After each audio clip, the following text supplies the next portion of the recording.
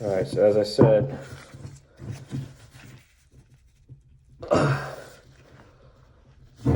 it's in there by suction.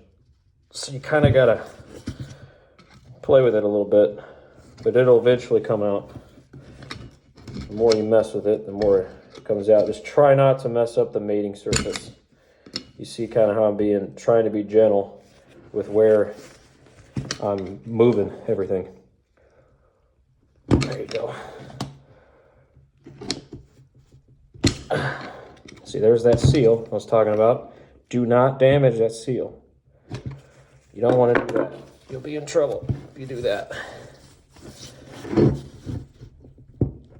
I just want to get it out. That's all we want to do.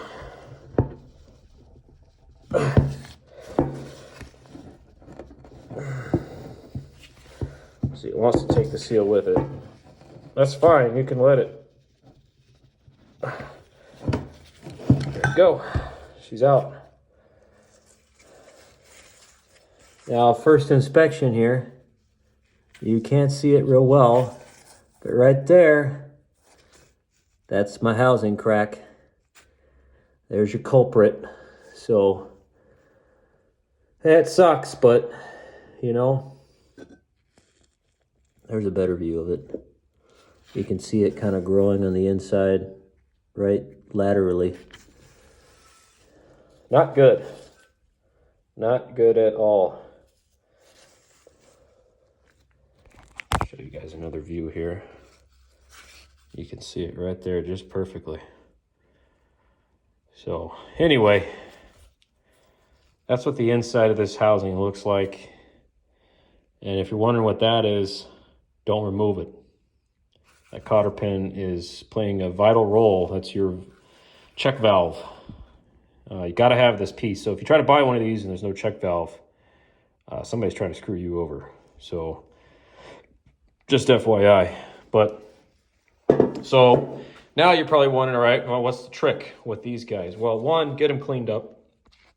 This is a new filter. Doesn't matter if this side gets dirty. This is the side you want to stay clean.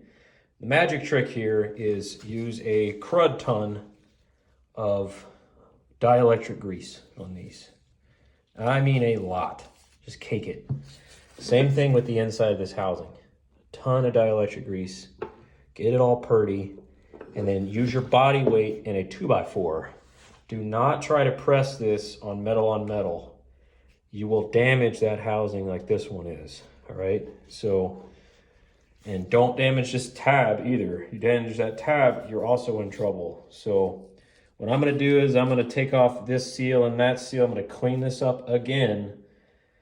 And then I'm going to, reinstall my new housing once I get my new housing clean. Unfortunately, my new housing is not nearly as good as this one. So I'm going to have to do some mating surface cleanup.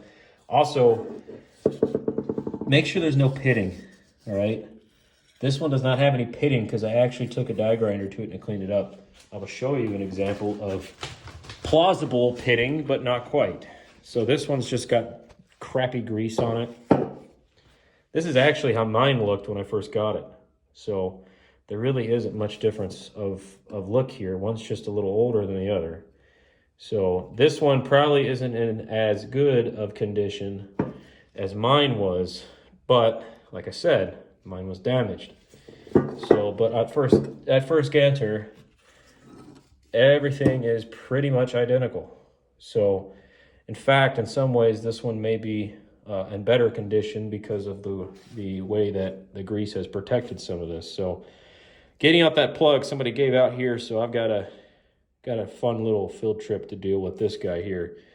But once you get it out, you get it out.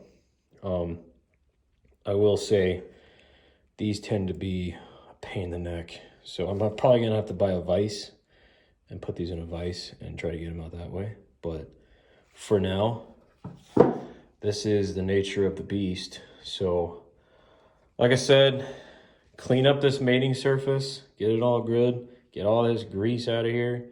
Everything looks fine as far as this is concerned. There's no red flags here. Just got to clean up some grease, use some brake clean, get everything out of it, run water through it. Okay, you can run water through these. And then check all your bolts, check all the areas for any inspection of any cracks, and then seal it back up.